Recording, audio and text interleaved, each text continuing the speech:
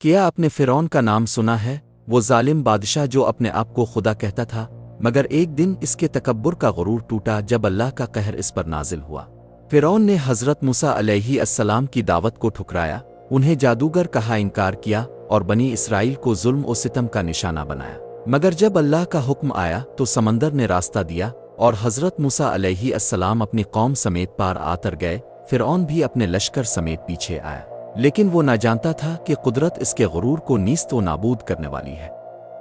جب فرعون غرق ہونے لگا تب اس نے پکارا، میں ایمان لاتا ہوں اس خدا پر جس پر بنی اسرائیل ایمان لائے ہیں، مگر دیر ہو چکی تھی۔ اللہ تعالیٰ نے قرآن مجید کی سورہ یونس آیت 92 میں فرمایا، آج ہم تیری لاش کو محفوظ کریں گے تاکہ تو بعد والوں کے لیے نشانی بن جائے۔ سبحان اللہ۔ یہ آیت 1400 سال پہلے نازل ہوئی جب کسی کو معلوم بھی نہ تھا کہ فرعون کی لاش آج بھی باقی رہے گی۔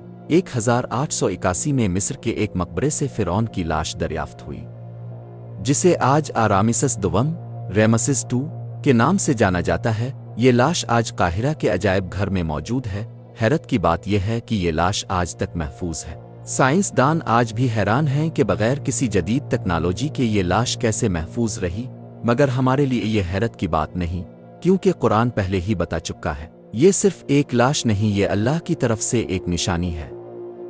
ہر اس شخص کے لیے جو تکبر کرے، ظلم کرے اور اللہ کے پیغام کو جھٹلائے، یہ قرآن سچ ہے، ہر دور کے لیے رہنمائی ہے اور ہر حقیقت کا منبع ہے۔